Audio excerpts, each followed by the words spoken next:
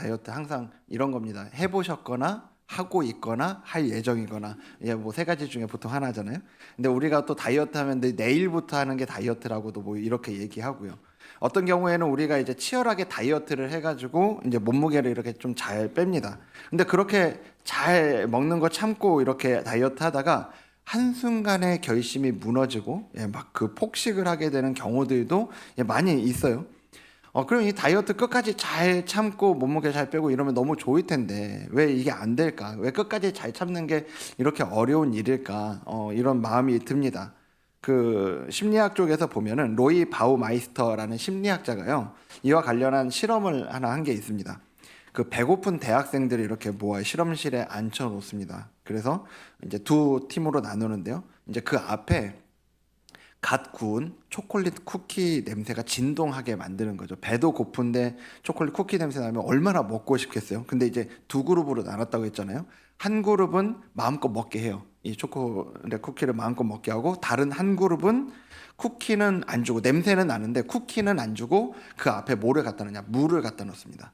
예, 그래서 물을 먹으라고. 냄새는 이제 쿠키 냄새가 나는데 먹는 건 물을 먹는 거죠. 그래서 이 실험 이름이 쿠키 무 실험이에요.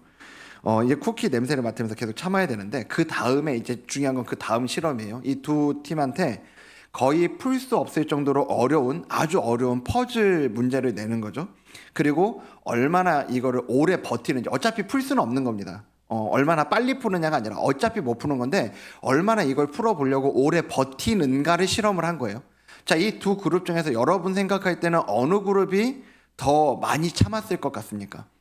쿠키를 먹은 쪽일까요? 쿠키를 안 먹고 참은 쪽일까요? 쿠키를 먹은 쪽이 더 오래 참았어요. 쿠키를 안 먹은 쪽이 참았던 사람들 훨씬 빨리 포기한 거죠. 이제 그 이유를 이렇게 얘기합니다. 의지가 약해서 그런 게 아니라 이미 이거 참느라고 에너지를 쓴 거죠. 예, 이거 이미 참느라고 에너지를 많이 써버렸기 때문에 이제 그 다음 가진 이 어려운 퍼즐 풀기를 붙들 힘이 안 남은 거라는 거예요. 이 실험에서 나온 심리학 용어가 자아고갈이라는 이 용어가 나왔습니다. 우리가 가지고 있는 이 의지력이요, 무한하지 않다는 거예요. 무한하지 않아서 연료처럼 고갈이 된다라는 이 이론인 건데, 뭐 제가 찾아보면 최근에는 또 다른 이와 관련해서 다른 이견도 있고 이렇기는 합니다. 물론 실제로 이제 이게 어떤 건지에 대해서는 시간이 더 지나봐야 알 수 있는 것도 있을 건데요. 우리가 경험적으로는 충분히 공감되는 얘기 아닙니까? 하루 종일 직장에서 우리의 감정을 억누르고 해야 할 말 참고, 예, 화도 참고 이렇게 잘 지내다가요, 집에 와서 별것 아닌 일에 감정이 확 터지는, 예, 이런 일들 경험한 분들 아마 계실 거예요. 그리고 아침에 시작하면서 이제 그날 지킬 것들을 이렇게 정해놓죠. 오늘은 단 거 먹지 말아야지, 오늘은 화내지 말아야지, 핸드폰은 조금만 해야지, 이런 원칙들을 지킬 것들을 이렇게 정해놔요. 근데 살아가다가 또 어느 순간 그 결심이 이상하게 힘을 잃어버리는 이런 순간들이 찾아오는 경험이 있는 거죠. 그러니까 우리가 원칙이 없어서, 또 원칙을 몰라서 무너지는 게 아니고요, 지쳐서 무너질 때가 있더라는 거예요. 이 부분에 공감하신다면 우리가 한 가지를 인정할 수밖에 없는 것 같습니다. 우리가 생각보다 강한 사람이 아니다, 라는 거예요. 모르는 게 아니죠. 멈춰야 되는 것도 알겠고 그 위험하다는 것도 머리로는 아는데 이상하게 그 순간이 되면 이상하게 그 힘이 빠지는 이런 일들 있는 거죠. 그래서 우리가 많이 하는 말이 뭡니까? 교회에서 제가 정말 많이 듣는 말 중에 하나가 뭐냐면, 마음은 원이로되 육신이 약해요. 뭐 이 말씀 되게 많이 하세요. 다른 성경 구절은 잘 모르는데 이 말씀이 희한하게 아시더라고요. 근데 이 말씀을 여러분 누가 했는지 아세요? 예수님이 하신 말씀이에요. 예수님이 어디서 하셨냐? 겟세마네 동산에서요. 겟세마네 동산에서 제자들을 데려가셔서 자기와 함께 기도하기를 원하셨는데, 예수님은 땀방울이 핏방울이 되도록 기도하셨잖아요. 근데 제자들은 잠만 자고 있는 거죠. 그 제자들을 보고 안타까운 마음에서 이렇게 하신 말씀이 마음은 원이로되 육신이 약하여 라는 말씀을 이제 그때 하신 거예요. 여러분 무슨 얘기예요? 주님이 우리의 연약함을 아신다고요. 그래서 이 주님이 가르쳐 주신 기도에 이 연약함을 아시고 이렇게 기도를 알려주신 겁니다. 이 기도를 하라고요. 우리를 시험에 들게 하지 마시옵고 라는 이 기도예요. 여러분, 그래서 이 기도는 인정하는 기도예요. 하나님, 저는 흔들릴 수밖에 없는 사람입니다. 저는 넘어질 수 있는 사람이에요. 라는 이 인정이요, 우리의 연약함을 인정하는 기도가 바로 오늘 이 기도인 거죠. 그리고 여러분 잘 보셔야 되는 게 예수님이 이 기도를 가르쳐 주실 때요, 몇몇 제자한테만 따로 불러가지고 이 기도를 알려주신 게 아니잖아요. 야 유다야, 내가 보니까 너는 의지력이 좀 약해. 그러니까 너는 이 기도를 꼭 해라. 이러지 않으셨다고요. 무슨 얘기냐면 이 문제는 우리 각자가 얼마나 너는 인격이 훌륭하냐, 너는 의지력이 얼마나 강하냐, 이런 식의 얘기가 아니라 오늘 우리가 살아가는 이 삶 속에 이 시험이 없을 수가 없다라는 걸 전제한 기도가 바로 이 기도라는 거예요. 수영을 하는 사람이 몸이 물에 젖지 않고 수영할 수 있냐고요.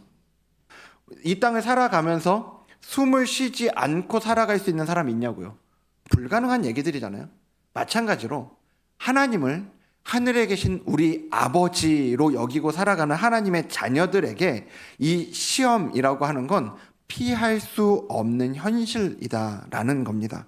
그래서 우리를 시험에 들게 하지 마시옵고라는 이 기도는 또 다른 한편으로는 우리가 살아가는 이 현실을 제대로 직시하는 기도다라고 얘기할 수 있을 것 같아요.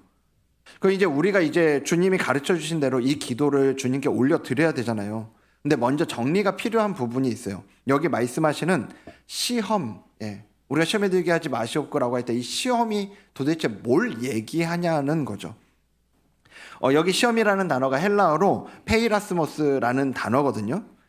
이 단어가 재미있는 게 이 단어가 뜻이 하나가 아니에요. 시험이라는 뜻 하나가 아니라 시험, 시련, 유혹 이런 의미를 다 갖고 있는 단어가 이 단어예요. 그래서 이제 전통적으로는 이 시험이라는 페이라스모스라는 단어를 문맥에 따라 이제 두 가지 정도로 이제 이야기를 합니다. 첫 번째가 하나님이 주시는 시험, 하나님이 주시는 시험. 그 두 번째가 사단이 주는 유혹. 이 두 가지로 이렇게 문맥에 따라서 얘기를 해요.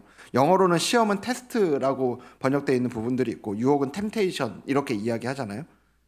먼저 하나님이 주시는 시험은 뭐냐? 하나님 말 그대로 하나님의 자녀들을 테스트하시는 겁니다. 자녀들을 넘어뜨리고 무너뜨리기 위한 시험이 아니죠. 이 시험을 통해서 드러내시는 거예요. 뭘 드러내시냐? 이 시험을 통해 우리는 내가 누구인지, 내 안에 정말 뭐가 있는지가 드러나게 된다는 거죠. 제가 요즘에 우리 아이들을 보면서 이걸 너무 분명하게 느끼는데요.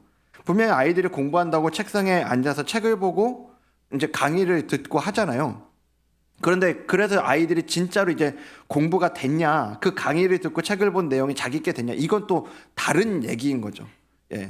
저는 이제 저희 이제 형 누나가 이제 문제집을 풀면 저희 막내가 이제 자기가 해보고 싶다고 그래서 채점을 하게 이렇게 막내에게 채점을 맡긴 적이 있습니다. 근데 보니까는 아이들이 문제를 풀면 항상 다 맞는 거예요. 그래서 이제 저희는 공부를 잘 하고 있구나라고 생각을 한 거죠. 나중에 알고 보니까 형 누나가 기분 좋으라고 다 동그라미를 친 겁니다. 이러면 시험이 안 되죠. 이러면 그 안에 진짜로 뭐가 있는지가 안 드러나는 거죠. 시험을 제대로 봐야지 그 안에 뭘 알고 뭘 모르고가 제대로 나오는 거 아닙니까? 하나님 주시는 시험은 그렇지 않습니다. 하나님 무조건 동그라미 치고 이런 분 아니세요. 하나님은 그 시험을 통해서 우리 안에 있는 걸 정확하게 드러내신다는 거죠. 대표적인 하나님의 시험이 아브라함에게 이제 이삭을 바치라고 하셨잖아요. 하나님이 아브라함이 이삭을 너무 사랑하니까 그게 너무 꼴보기가 싫어가지고 야, 너 이삭 바쳐라, 그 애 잡아라 이러신 거냐고요. 아니잖아요.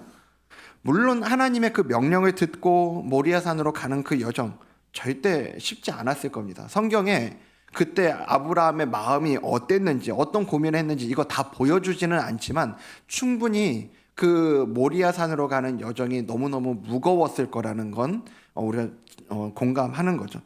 그렇게 그 시간은 너무 힘들었지만, 하지만 분명한 건 하나님은 그 시간을 통해 아브라함 안에 있는 것들을 드러내셨어요. 아브라함 안에 있는 하나님을 향한 믿음, 하나님을 경외함, 이걸 분명하게 드러내서 모두가 알게 하셨죠. 이렇게 하나님이 주시는 시험은 대개 고난과 시련의 모습으로 찾아오는 경우가 대부분이죠. 힘들고 이해도 안 되고 왜 이런 일이 일어나는지 알 수 없는 그런 상황 속에서 하나님은 우리를 드러내시고 동시에 빚어가세요. 우리를 빚어가세요.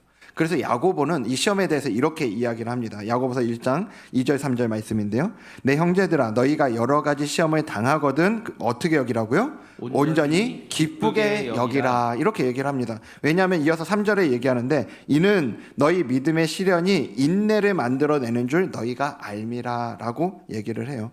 그 시험이 우리의 믿음을 연단하고 단단하게 만들어 갈 거니까 시험 당하거든 기쁘게 여겨라. 온전히 기쁘게 여겨라. 이야기하는 거죠. 근데 이제 이게 하나님이 주시는 시험인데 이제 두 번째가 이 사단이 주는 유혹이라고 그랬잖아요.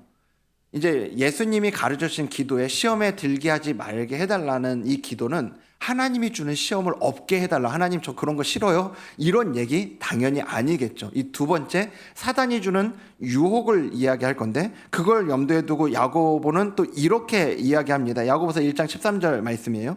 여기 보면 사람이 시험을 받을 때 내가 하나님께 시험을 받는다 하지 말지니 그 다음 빨간색 읽겠습니다.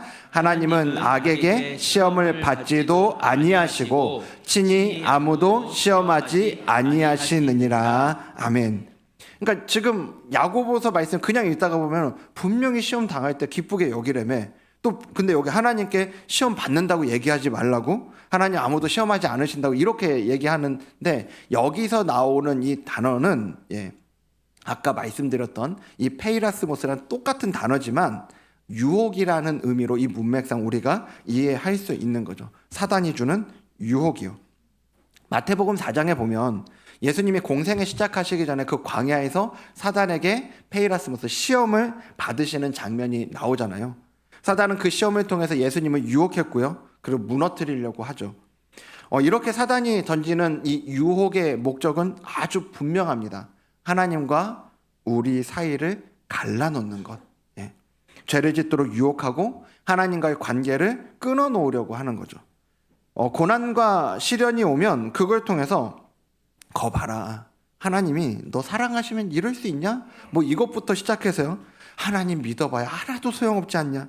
이 정도면 충분히 하나님 원망하고 떠날 만하지 않냐? 이런 마음을 우리 가운데 계속 불어넣어줘요. 그렇게 끊임없이 하나님의 선하심을 의심하게 만들고 하나님과의 관계를 벌어지게 만드는 거죠.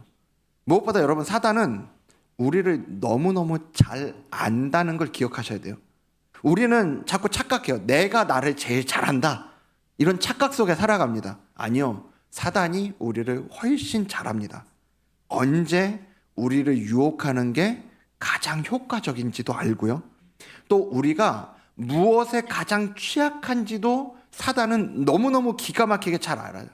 그래서 사단이 우리를 유혹할 때 꼭 고난과 시련만 가지고 우리를 유혹하고 공격하지 않아요. 때로는 오히려 지극히 선하게 보이는 것들을 사용하는 거죠. 여러분 하와가 그 에덴 동산에서 선악과를 언제 따먹었는지를 잘 기억하셔야 됩니다. 언제 따먹었어요? 하와가 볼 때 그 선악과가 어떻게 보일 때요? 먹음직도 하고 보암직도 하고 지혜롭게 할 만큼 탐스럽게 보일 때 그거 먹은 거예요. 안 좋게 보일 때 먹은 게 아니라고요. 사단은 그리고 그 전략이 오늘 우리에게도 너무나 효과적인 전략이라는 걸 잘 알죠. 좋아 보이는 것, 멋져 보이는 것, 성공처럼 보이는 것으로 우리의 시선을 하나님에게서 떼어 놓는 거죠. 그리고 마치 하나님 없어도 이것만 있으면 행복할 수 있을 거라 착각하게 만드는 겁니다. 그렇게 우리를 속이는 거라니까요. 이렇게 시험을 하나님의 시험, 사단의 유혹 두 가지로 이렇게 좀 얘기를 할 수 있어요.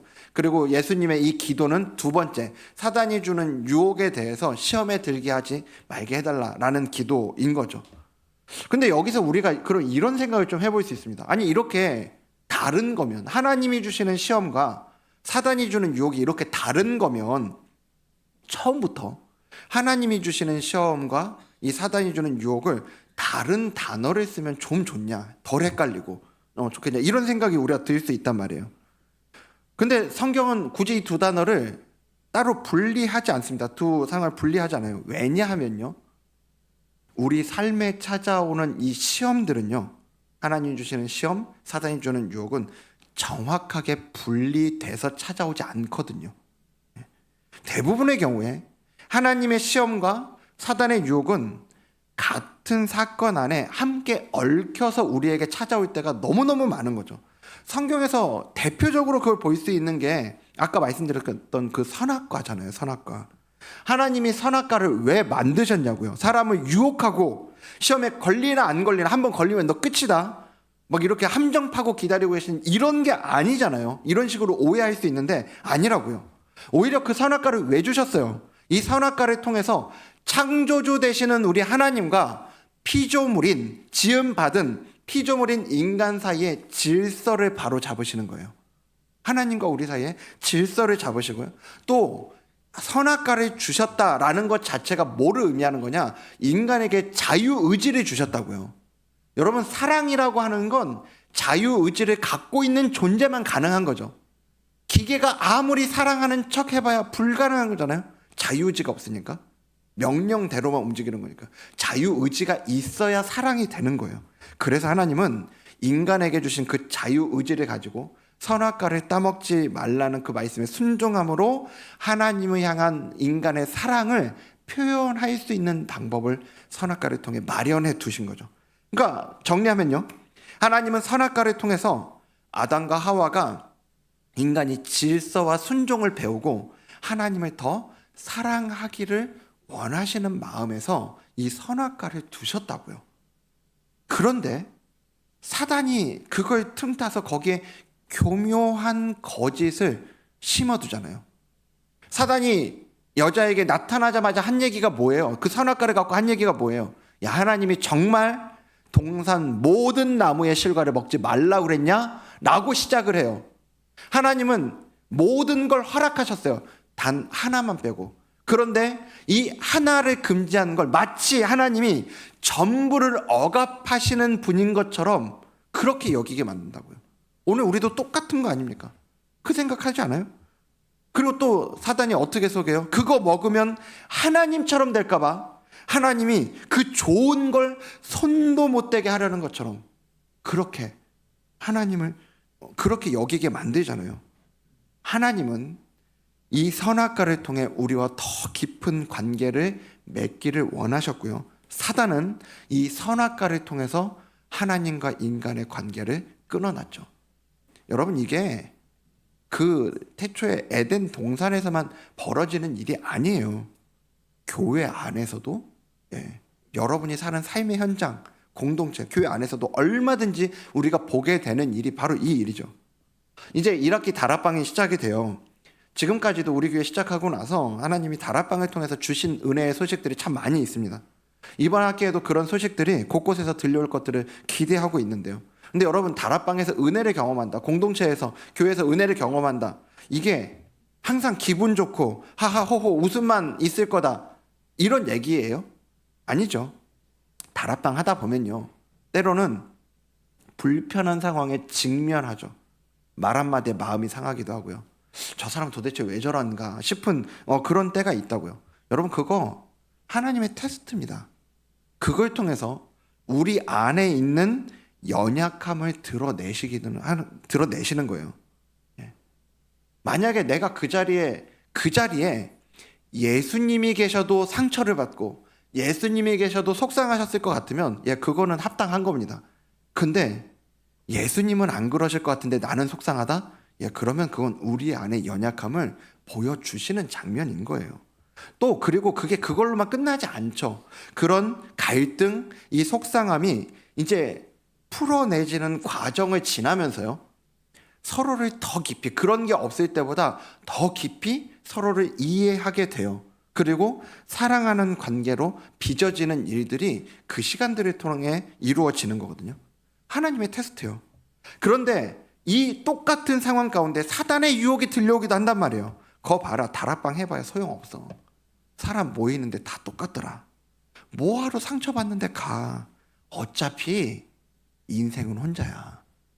신앙생활도 혼자 하는 거야, 혼자. 하나님하고 나하고의 관계만 중요하지 옆에 사람 뭐가 그렇게 중요하냐, 이런 마음들이요. 한 번쯤 해본 적 있지 않으십니까? 그렇게 사단은 우리를 굴로 들어가게 만들어요. 우리를 그렇게 고립시키고요, 공동체에서 멀어지게 만드는 거죠. 여러분 이게 그리고 단순하게 옆에 사람하고의 관계로만 끝나지 않아요. 반드시 그렇게 될 때 하나님하고의 관계도 영향을 미쳐요. 예. 하나님과의 관계까지 흔들어 놓는 거라고요. 사단은 그걸 통해서. 뭐 다락방만 그렇습니까? 봉사의 자리, 섬기는 자리에서도 똑같은 일들이 있어요. 여기 교회에서만 그래요. 세상에서도 똑같고요. 그 일들이 있다고요. 가끔 그래서 이런 일들이 벌어질 때 이거 하나님의 시험인가? 아니면 사단의 유혹인가? 왜 이런 일이 벌어지나? 이런 것만 고민하고 있을 수 있는데 여러분 거기에 머무시면 안 됩니다. 그래서 오늘 우리에게 주님 가르쳐 주신 이 기도가 우리에게 너무너무 필요한 거죠. 우리를 시험에 들게 하지 마옵시고, 하나님 지금 제 상황 속에 하나님의 테스트도 있고 사단의 유혹도 있을 건데요, 제가 사단의 그 속삭임에 넘어가지 않기를 원합니다. 이 일들 가운데 이 일을 통해서 저에게 이루어가기를 원하시는 하나님의 뜻 안에 머물기를 원합니다. 이 간구요.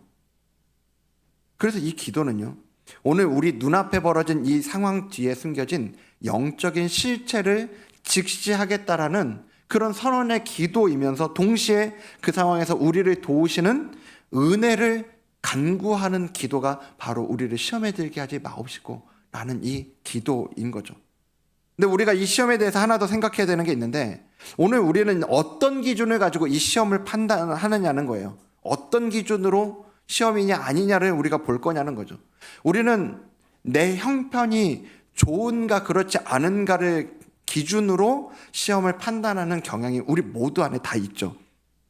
우리가 보통 시험이라고 생각하는 건 다 뭡니까? 힘들면 시험이고 잘 되면 축복 아니에요? 그게 우리가 느끼는 거예요. 근데 성경은 그 기준으로, 그렇게 내가 어떻게 느끼느냐를 기준으로 이야기하지 않아요. 광야에서의 이스라엘 백성들을 보십시오. 그들이 굶주릴 때 그들은 불평했어요. 하나님을 원망했어요. 불신앙했고 불순종했어요. 시험 당한 거죠. 그 굶주림의 자리에서, 결핍의 자리에서. 자, 그럼 나중에 이 이스라엘 백성들이 가나안에 들어가서는 시험 당하지 않았습니까? 하나님께서 이 광야의 이스라엘 백성들에게 미리 가나안에 들어갔을 때 그들에게 벌어질 일들에 대해서 경고하신 말씀이 있어요. 신명기 8장인데요. 이제 가나안에 들어가면 이런 일들이 있을 거라고요. 내가 먹어서 배부르고 아름다운 집을 짓고 거주하게 되며 또 내 소와 양이 번성하며 내 은금이 증식되며 내 소유가 다 풍부하게 될 때에 그때 어떤 일이 있을 거냐. 14절에 같이 읽겠습니다. 시작. 내 마음이 교만하여 내 하나님 여호와를 잊어버릴까 염려하노라. 아멘. 우리 마음이 교만해져서 하나님 여호와를 잊어버리는 거요. 사단이 틈타는 거죠. 사단의 유혹이죠. 여러분, 그래서 광야의 배고픔도 그들에게 시험이었지만요, 이 가나안의 풍요로움도 이스라엘 백성들에게 똑같은 시험이었다고요. 먹을 것이 없을 때는 하나님이 우리를 버리셨다. 하나님 살아계시면 이럴 수 없다. 이런 시험이 찾아와요. 먹을 것이 넘쳐날 때는 이 정도면 하나님 없어도 되지 않냐. 이 시험이 찾아온다고요. 그러니까요, 고난도 시험이고 성공도 시험일 수 있다는 겁니다. 시험의 기준을 상황으로 보지 마시라고요. 그 상황이 나를 하나님께 더 붙들리게 하고 있는가, 아니면 하나님 없어도 괜찮다고, 오히려 하나님 필요 없다고 느끼게 하는가, 이걸 기준으로 보셔야 되는 거예요. 그래서 여러분, 시험은 결국은 방향의 문제예요. 시험이 두 개가 다 있는데, 하나님의 시험, 사단의 유혹이 있는데 결국은 방향 문제예요. 하나님의 시험은 내가 지금 어디를 향하고 있는지를 확인하게 해주죠. 그리고 사단이 주는 유혹은 그 방향을 바꿔놓으려고 하는 거라고요. 하나님을 향하고 있는 우리의 시선을, 우리의 방향을 반대 방향으로, 하나님으로부터 멀어지게 만드는 게 사단이 주는 유혹, 사단의 시험이라는 겁니다. 근데 여러분, 우리가 이렇게 기준을 알고요, 이런 게 시험이구나, 이런 걸 알고 마음을 바로 잡아도요, 또 넘어지는 게 우리 아닙니까? 아까 말씀드렸잖아요. 우리의 의지력의 문제. 마치 배터리 같은 거예요. 충전해놔도 늘 떨어지는 거죠. 머리로는 방향이 중요하다고 수백 번 되뇌어도요, 막상 우리 현실의 그 거센 파도 앞에 파도가 들이닥치면 아는데도 무너지고 방향을 잃어버리는 일들이 있죠. 이걸 누구보다 처절하게 경험한 사람이 누구냐? 베드로죠, 베드로. 예수님께서 잡혀가시던 날 밤에 너희가 다 나를 버릴 거다 이렇게 얘기했더니 베드로가 그때 흥분을 하면서 얘기해요. 아니 주님 무슨 말씀을 그렇게 섭섭하게 하세요? 설령 여기 있는 사람 다른 사람 다 주님 버려도 저는 아닙니다. 저는 죽을지언정 절대로 주님 떠나지 않을 겁니다. 베드로가 호언장담을 하죠. 그리고 여러분 이거 100% 진심이에요. 베드로의 100% 진심이에요. 정말로 베드로는 그럴 마음이고 각오였을 거라고요. 문제는 실제로 그 일이 벌어졌을 때 그의 의지로 감당할 수 없었다는 거죠. 그 작은 여종의 말 한마디에 벌벌 떨면서 주님을 그냥 부인한 것도 아니고 저주하면서 주님을 부인해요. 그러고 나서 주님과 눈이 마주쳐요. 자기가 예수님을 저주하면서 부인한 다음에 예수님과 눈이 마주칩니다. 비참한 실패죠. 여러분 그리고 우리가 그 다음에 기억하는 장면이 뭐예요? 요한복음 21장 아니에요? 요한복음 21장에 예수님이 그런 베드로에게 찾아가셔서 아침밥 먹이시고 그리고 그 3번이나 부인하신 걸 가지고 다시 네가 나를 사랑하느냐 3번 물어보시면서 회복시키시는 장면이 우리가 잘 아는 그 베드로의 회복이잖아요. 근데 여러분 우리가 지나치기 쉽지만 꼭 기억해야 되는 장면이 하나가 있어요. 그 베드로의 실패, 처절한 실패, 그리고 예수님의 일으켜 주신 그 회복, 찾아오시는 회복 그 사이에 그 누가복음 22장에 보면 예수님께서 잡히시기 전날 밤에 베드로에게 이런 말씀을 하세요. 누가복음 22장 31절 32절인데요. 이렇게 말씀하세요. 시몬아 시몬아 보라 사탄이 너희를 밀가부르듯 하려고 요구하였으나 라면서 32절에 이렇게 얘기합니다. 여기는 우리 같이 읽겠습니다. 시작. 그러나 내가 너를 위하여 내 믿음이 떨어지지 않기를 기도하였노니 너는 돌이킨 후에 내 형제를 굳게 하라. 아멘. 여러분 지금 사단이 뭐 하는 거예요? 사단이 밀가부르듯 하려고 완전히 흔들어서 가루로 만들어 버리려고 지금 그 요구했다고요. 실제로 베드로는 속절없이 흔들렸고 주님을 부인했어요. 겉으로 보기엔 진짜 사단이 요구한 것처럼 된 것 같아요. 사단이 이긴 것 같고 베드로는 완전히 끝난 것 같아요. 그런데 그런 베드로를 향한 주님의 중보 기도가 있었다는 거예요. 내가 너를 위하여 내 믿음이 떨어지지 않기를 기도했다. 그러면서 너는 돌이킨 후에 라고 말씀하시잖아요. 이거 뭘 전제하는 얘기예요? 그날 밤에 베드로가 넘어질 것을 전제한 말씀이에요. 넘어질 거다. 그럼 그를 위해 뭐라고 기도하시냐? 믿음이 떨어지지 않기를 기도했다 말씀하세요. 여기서 믿음이 떨어진다라는 이 표현은요, 완전히 사라진다, 떨어진다, 완전히 사라진다라는 의미를 갖고 있는 단어예요. 그러니까 지금 주님은 이렇게 말씀하시는 거죠. 베드로야, 너는 무너질 거야. 너 나 모른다고 할 거야. 하지만 걱정 마라. 넌 다시 돌이킬 거야. 네 믿음이 완전히 떨어지지 않도록, 네가 나를 완전히 떠나지 않도록 내가 기도로 너를 붙들고 있어. 주님 말씀하시는 거예요. 여러분 베드로가 그 씻을 수 없는 실패를 겪고도요, 그 자리 가고도요, 요한복음 21장에 그 물고기 잡다가 저 멀리서 주님이 보이시는 거예요. 주님이 보이는데 그 주님 보고 베드로가 어떻게 했어요? 어떻게 해야 맞는 겁니까? 사실 저 멀리서 주님 보이면 물로 뛰어들어가지고 정반대 방향으로 도망가야 되는 거 아닙니까? 그런데 베드로가 그 주님께 달려가요. 바다로 뛰어들어서 그냥 배 타고 가면 되는데 그걸 못 참고 바다로 뛰어들어서 주님을 쫓아가요. 왜 그런 겁니까? 남들보다 뻔뻔해서요? 아니죠. 그가 무너져 있는 그 순간에도 그의 믿음의 끈이 완전히 끊어지지 않도록 붙들고 계셨던 주님의 기도가 있었기 때문이죠. 주님의 기도가 있었기 때문에 베드로는 이 실패 중에도 소망을 품을 수 있었던 거고 다시 회복의 자리로 나아갈 수 있었던 거라고요. 그리고 여러분 이게 그 2000년 전에 베드로에게만 있었던 일이 아니에요. 히브리서 기자는 7장 25절에서 오늘 주님이 우리를 위해서 어떻게 하고 계시는지 이렇게 말씀하고 있어요. 그러므로 자기를 힘입어 하나님께 나아가는 자들을 온전히 구원하실 수 있으니, 그 다음 빨간색 읽겠습니다. 이는 그가 항상 살아계셔서 그들을 위하여 간구하심이라. 아멘. 여러분 잘 보세요. 주님이 그때 베드로가 넘어질 것을 알고도 끝까지 그를 포기하지 않으시고 그를 위해 기도하신 것처럼요. 주님은 오늘도 항상 살아계셔서 저와 여러분을 위해 간구하고 계시다는 걸 믿으시길 바랍니다. 우리가 오늘 우리를 시험에 들게 하지 마시옵고 라고 이렇게 기도를 올려드리고요. 시험을 당할지라도 아주 넘어져 있지 않을 근거가 바로 여기에 있는 거죠.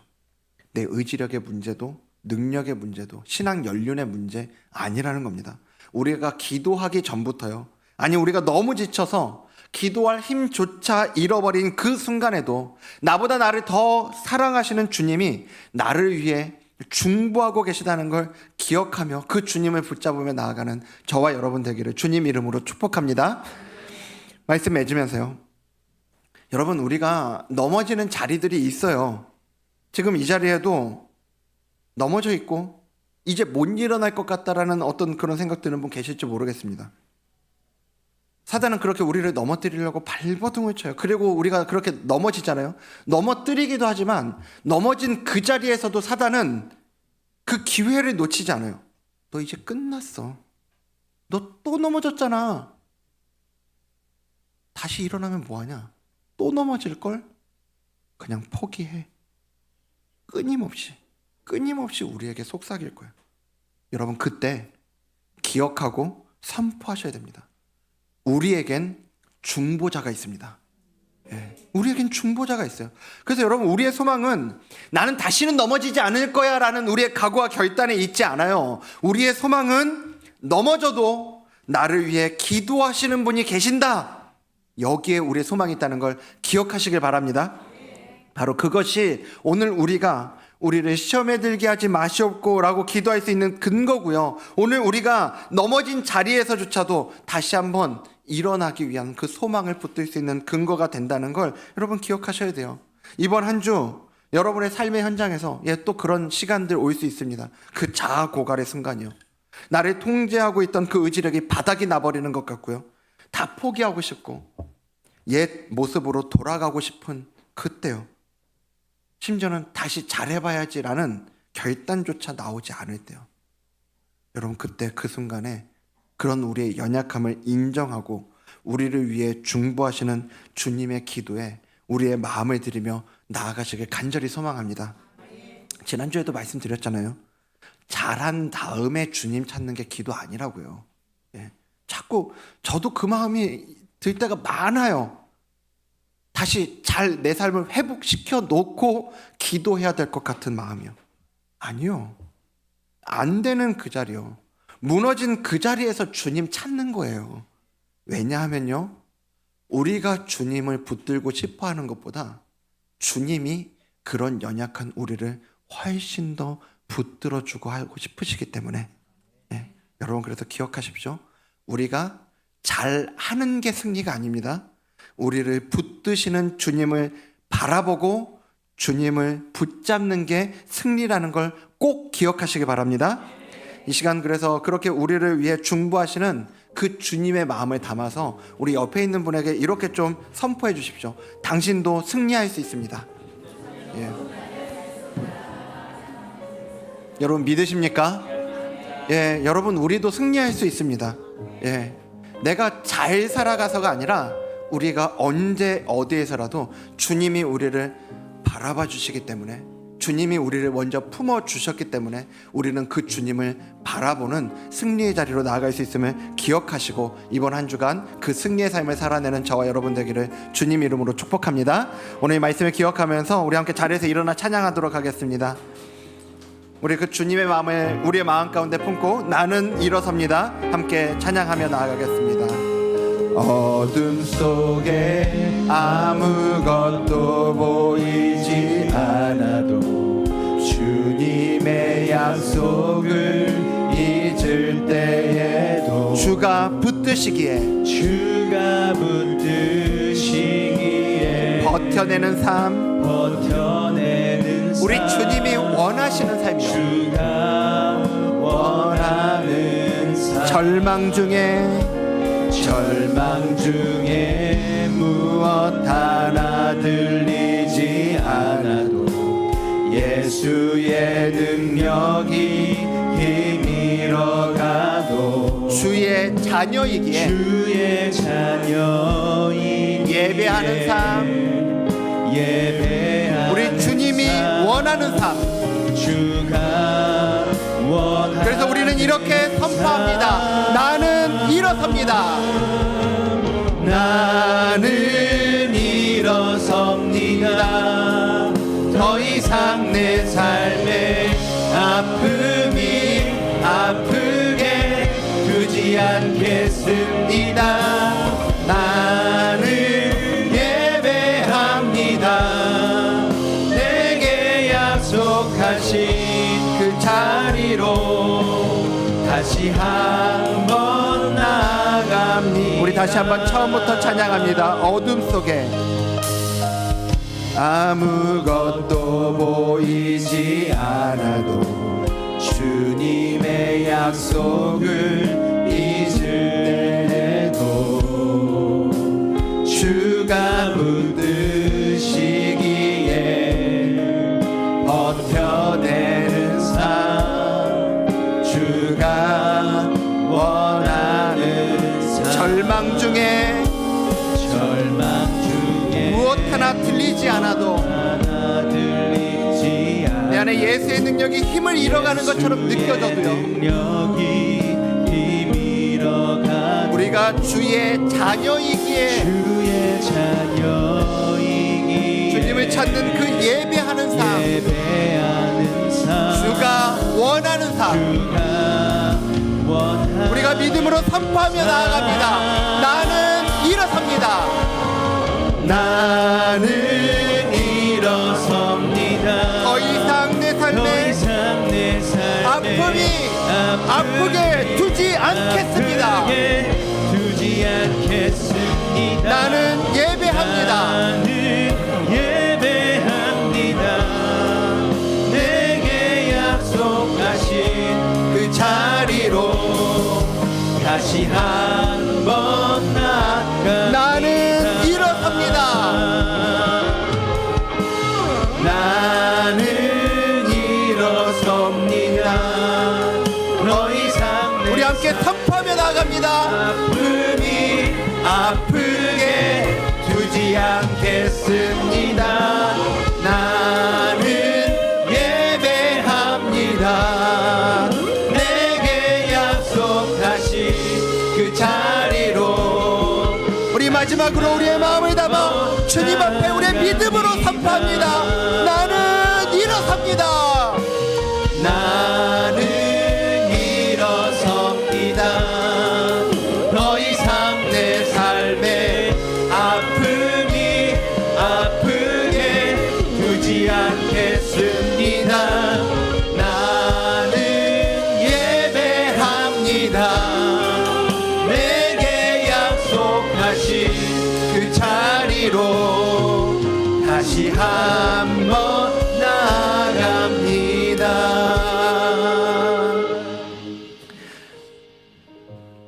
여러분, 우리가 지금 잘 살고 있고 넘어져 있고 이런 문제가 아니고요,